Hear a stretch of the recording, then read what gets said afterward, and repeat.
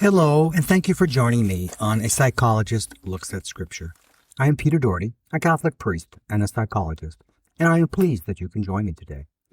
In this podcast, I draw from my background in psychology and scripture studies to provide fresh insights into the Gospels. Human sciences and spirituality are more connected than people realize. Healthy spirituality has its roots in healthy psychological functioning. On the other hand, spirituality enriches our psychological functioning. The Gospels were written over 2,000 years ago, but the core teachings remain appropriate today. The Gospels consistently invites us to deepen our faith, find new wisdom, and grow spiritually. There is always something more to discover. Each episode runs about 7 to 10 minutes. I know you are busy, so I keep my podcasts short and to the point. If you have time and are interested, please check out the earlier episodes listed on the podcast website and on YouTube. Thank you so much for being part of the journey. Your support encourages me to keep podcasting. Please let me know if you have any questions or comments. They truly matter, as they help this podcast remain relevant to my listeners. Today's podcast focuses on the Gospel of John, chapter 1, verse 29 to 34. This gospel will be announced in churches on January 18th, in 2026. This gospel is different from most. While Jesus is present, he plays no part in the gospel, as the gospel is about John the Baptist talking to his disciples, explaining how he recognized Jesus as the Messiah. He seems very confident and focused, and indicates that it was through divine intervention that he was able to recognize Jesus. John is at the height of his ministry. He has a following and several disciples. At one point, he even had the Pharisees going out to the desert to determine if he was the Messiah. However, we will see a very different John described in the Gospel of Matthew, chapter 11, verse 2 to 6, and in Luke, chapter 7, verse 18 to 23. Both these accounts describe the event where John the Baptist, while in prison, sends two disciples to ask Jesus if he is the one to come, or should they expect someone else. He sounds less sure of himself here, maybe even doubting his work. To be fair, the man is in prison. He has lots of time to reflect on his life direction and wondering and trying to make sense of it all. Does that sound familiar? If John the Baptist, who is described by Jesus as the greatest among those born of women, in Matthew chapter 11, verse 11, and Luke chapter 7, verse 28, can experience the highs and lows of living spiritually, how much more likely are we to experience the highs and the lows of our own spiritual journeys? In those low times, we can be like John, doubting himself, unsure of where God is in our life. It is important to remember, however, that doubt arises from uncertainty, not outright unbelief. We see that in Scripture, when James, in chapter 1, verse 5 to 8, encourages believers to seek wisdom without wavering, viewing unresolved doubt as instability rather than sin or something bad. Many theologians, in fact, see doubts as a growth opportunity, fostering maturity when we respond to doubt with prayer, reflection, and, of course, reading Scripture. This is in stark contrast with the belief that doubt is a sign of a lack of faith. Doubt was seen as a failing, and having doubts meant a lack of faith, which in turn could mean sin or weak faith at least.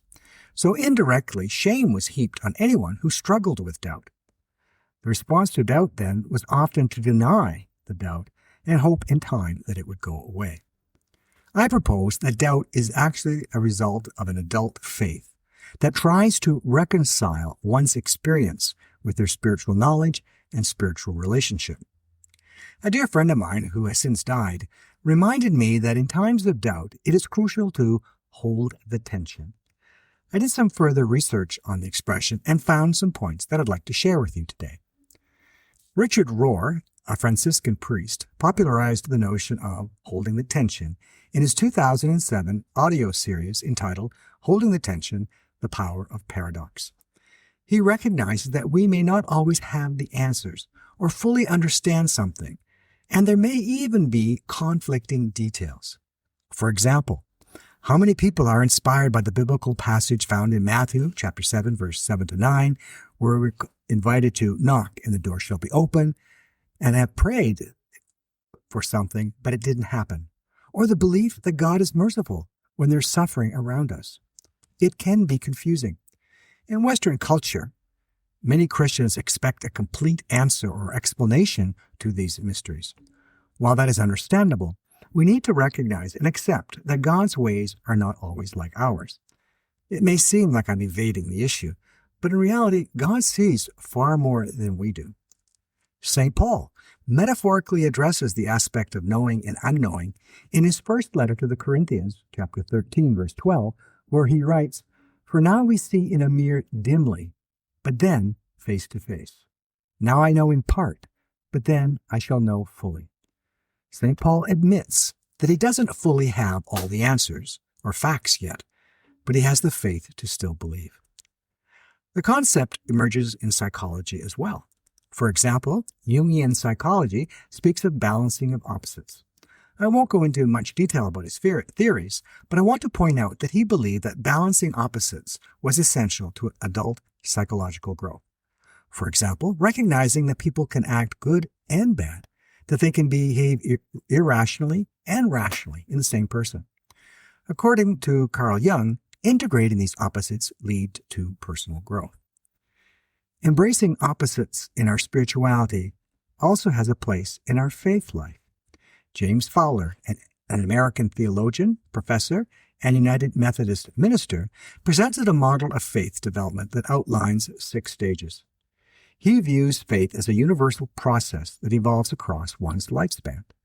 Again, I won't go into all the stages, but we'll look at a few that are particularly relevant. Stage 4 describes adult faith maturity. This stage is described as when individuals question inherited beliefs, take personal responsibility, and form a coherent world view.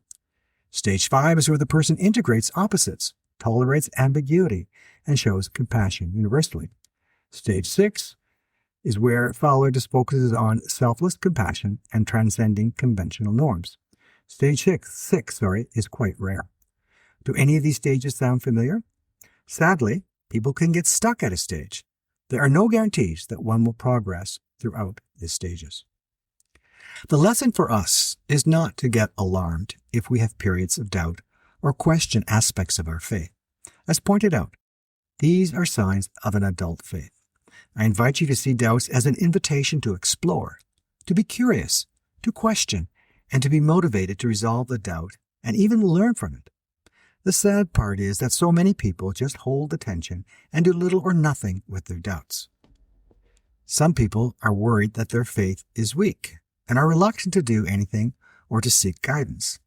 This is probably the worst possible choice. Check out the edition of my podcast about Disbelieving Thomas, where it was published in March 31st, 2024.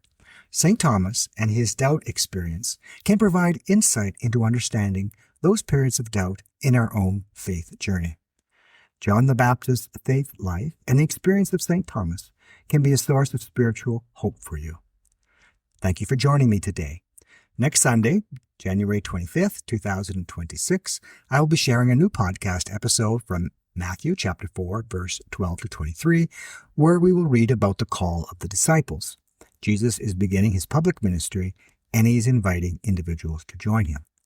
If you're new here, I invite you to check out previous episodes on major podcast platforms or on YouTube.